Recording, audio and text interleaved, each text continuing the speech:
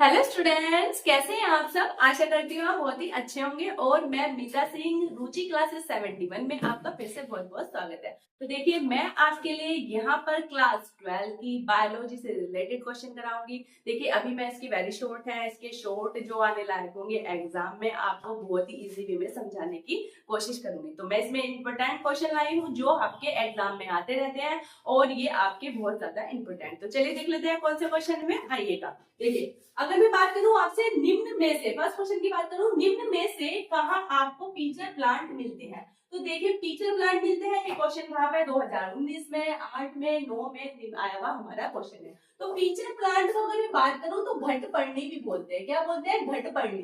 ठीक है, घटपर्णी कैसे होता है? देखिए, घड़े के आकार का होता है, इस टाइप से घड़े के आकार का होता है और इसमें ना ऐसी पत्ती होती है ऐसी। और पता है ये क्या करती है? ये ना लीफ लगती है, मतलब पत्ती लगती है। ये क्या करता है? इसमें चिपचिपा पदार्थ ना भरा होता है और ये देखने में बहुत ही अट्रैक्टिव लगता है, बहुत ही अट्रैक्टिव लगता है। इससे क्या होता है, जो पशु होते हैं ना बेस में, जैसे हमारे जीव जंतु होते हैं, सॉरी जीव जंतु तो ज्यादा बड़े हो गए, जो हमारे कीट पक्षी होते हैं ना, वो क्या करते हैं, इसमें से ना पाचक रस होता है। पाचक रस के कारण क्या होती है, उसकी बहुत अच्छी सी स्मेल आती है, जिसके कारण क्या होते हैं, इसके अंदर चले जाते हैं और जैसे ही अंदर जाते हैं ये क्या करता है, अपना ढक्कन कर लेता है बंद। तो उनको ये पता नहीं चलता कि ये हमारी पत्ती है या फिर ये हमारा घटपर्णी है। तो इसे बोलते हैं हम पीचर प्लांट।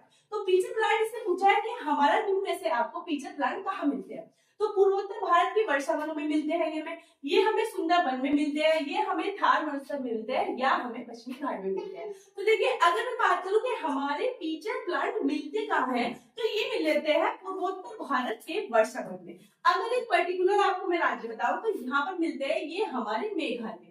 कहाँ मिलते हैं? हमारे मेघालय में सबसे ज्यादा मिलते हैं। ठीक है, सुंदरवन और थारनोल से इससे बिल्कुल भी रिलेटेड नहीं है। हालांकि पश्चिमी घाट की बात करूं, आपको पता है पश्चिमी घाट पे भी इसकी क्या होती है, कुछ हमारे वो पाई जाती है, बट हमारे से पूछा वो जाता है जो हमारे सबसे ज्यादा जहाँ पर पाए जाते हैं। तो इसकी बात करूं तो पूर्वोत्तर भारत के वर्षावन जो होते हैं यहाँ पर हमारे सबसे ज्यादा पीचर प्लांट पाए जाते हैं। पीचर प्लांट का मतलब घड़ेनुमा आकार, मैंने आपको बता दिया, इस तरह की लीफ होती है और ये क्या करती है, बहुत ज्यादा अट्रैक्टिव लगती है, जिससे इसमें जो है कीट पक्षी वगैरह इसमें अंदर फंस जाते हैं और ये उसको क्या कर लेता है, खा लेता है। अब बात करते हैं दूसरे क्वेश्चन की बात करूं, एक सींग वाला गेंडा राइनोसोरस किस अभ्यारण्य, यानी कि अभ्यारण्य हो राष्ट्रीय पार्क हो। ठीक है, राष्ट्रीय पार्क में क्या होता है, विशिष्ट रूप से पाया जाता है, विशिष्ट रूप से। कहने का मतलब देखिए, जो ये है जैसे राइनोसोरस काफी जगह पाया जाता है, विशिष्ट का मतलब है जहां पर बहुत अच्छे से बहुत ज्यादा उसमें संख्या में पाए जाते हो। अब बात कर लेते हैं, देखिए हमारे 2020 में आया हुआ क्वेश्चन है।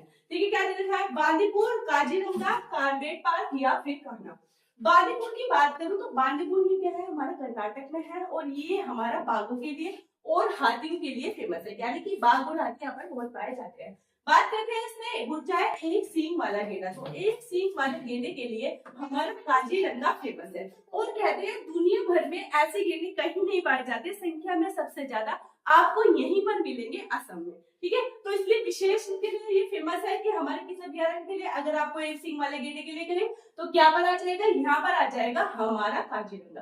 तो काजीरंगा जिसमें कहाँ पर है हमारा, ये है हमारा असम में।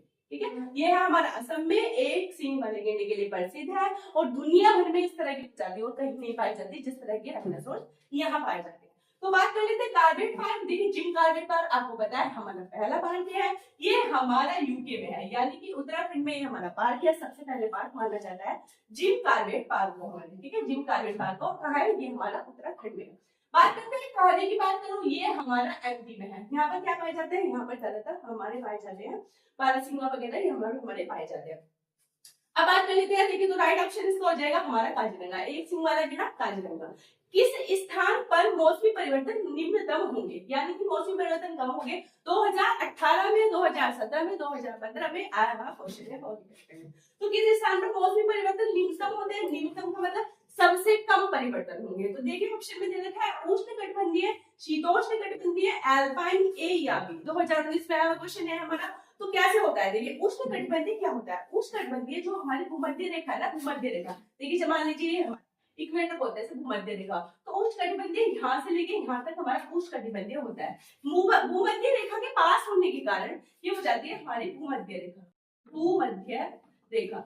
भूमध्य रेखा के पास होने के कारण क्या होता है, इनका जो तापमान इनमें है ना उसमें ज्यादा अंतर नहीं आता। आपको पता है इससे थोड़ा आप ऊपर जाएंगे तो शीतोष्ण हो जाएगा, इससे नीचे जाएंगे तो भी। लेकिन अगर आपको जहां पर आपका तापमान सेम रहता है, यानी कि ज्यादा उसमें डिफरेंस, गर्मी सर्दी का कोई डिफरेंस नहीं आता है, सेम रहता है, वो होता है हमारा उष्णकटिबंधीय। तो मौसमी परिवर्तन क्यों नहीं होंगे, क्योंकि जब आपको पता है तापमान सेम ही रहेगा तो मौसमी परिवर्तन कैसे हो जाएंगे। तो यहाँ पर आंसर आएगा हमारा उष्णकटिबंधीय। लेकिन शीतोष्ण में नहीं होगा, शीतोष्ण में ज्यादा ठंडी पड़ सकता है तो उसमें तो डिफरेंस आ जाएगा क्योंकि तापमान बदलेगा एकदम, तो इसलिए यहाँ पर नहीं होगा। एल्पाइन की बात करूं तो जहां पर बर्फीले और हमारे जगह बर्फ पड़ती है और ठंडे क्षेत्रों को हमारे एल्पाइन कहते हैं। तो राइट आंसर यहाँ पर हो जाएगा हमारा उष्णकटिबंधीय वन। भूमध्य रेखा के पास होने के कारण इसमें तापमान सेम बना रहता है। चलिए आते हैं फोर्थ क्वेश्चन पे। भारत में बायोस्फीयर रिजर्व प्रोजेक्ट कब स्टार्ट हुआ था? मोस्ट इंपोर्टेंट क्वेश्चन, ये आपको आपके से तो इंपोर्टेंट है ही, हालांकि आपको पता है जैसे कंपटीशन के एग्जाम होते हैं उन सब में भी ये सारे क्वेश्चन बहुत ज्यादा इंपोर्टेंट आते हैं हमारे। तो चलिए बात कर लेते हैं भारत में बायोस्फीयर रिजर्व प्रोजेक्ट कब प्रारंभ हुआ। 2015 में आया क्वेश्चन है, कब हुआ था आइएगा। फर्स्ट नंबर पे 1984 में, 1985 में, 1986 में या फिर 1900 हमारा 90 में। तो ये जो पायलट प्रोजेक्ट स्टार्ट हुआ था ये हुआ था हमारा, कब हुआ था? 1986 में इसे स्टार्ट किया गया था। चलिए राइट आंसर हो जाएगा इसका हमारा यहाँ पर सी। अब बात कर लेते हैं किसकी, दुधवा राष्ट्रीय, ये भी मोस्ट इंपोर्टेंट है, हालांकि देखो सारे इंपोर्टेंट है लेकिन मैं आपको बताई जो बहुत ही ज्यादा आते रहते हैं। दुधवा राष्ट्रीय उद्यान स्थित है, दुधवा राष्ट्रीय उद्यान कहाँ स्थित है? 2017 में हमारा आएगा क्या है ये क्वेश्चन। बात कर लेते हैं असम में है, राजस्थान में है, उत्तर प्रदेश में है या फिर हमारे मध्य प्रदेश में। तो बात कर लेते हैं असम में। असम में आपको पहले आपको बताया काजीरंगा है, हालांकि असम में हमारे जैसे मानस, ठीक है, मानस, नामेरी ये भी है, इनको भी हमारे राष्ट्रीय में ये भी होते हैं। और राजस्थान की बात करूं, राजस्थान में कौन कौन से हैं हमारे जैसे रणथंभौर, रणथंभौर, ठीक है, और हमारे सरिस्का, ये भी क्या है, केवला देव, ये सारे हमारे राजस्थान में है। देखिए जरूरी नहीं क्वेश्चन में एक पूछा है तो आपको जैसे केवला देव पूछ ले आपसे कहाँ है तो वो हमारे राजस्थान में है, जैसे आपको सरिस्का पूछ ले वो कहाँ है वो हमारे राजस्थान में। तो इस तरह से आपको दो चार पांच के इंपोर्टेंट है वो आपको पता होनी चाहिए। अब बात कर लेते हैं कि राजस्थान की मैंने आपको दिया उत्तर प्रदेश में। तो ये जो हमारा दुधवा राष्ट्रीय पार्क है ये कहाँ है, ये हमारा उत्तर प्रदेश में है। कहाँ पर है? उत्तर प्रदेश में। एमपी की बात करूं तो आपको बताया एमपी में, अभी मैंने आपको बताया जो कहना है ये हमारा एमपी है। तो इस तरह से ये आपके बहुत क्वेश्चन थे, 5 क्वेश्चन थे, और मैं आपको शॉर्ट लॉन्ग इसके जितने भी क्वेश्चन होंगे बायो के सारे क्वेश्चन कराऊंगी। तो प्लीज बताइएगा आपको वीडियो कैसे लगी। Thank you.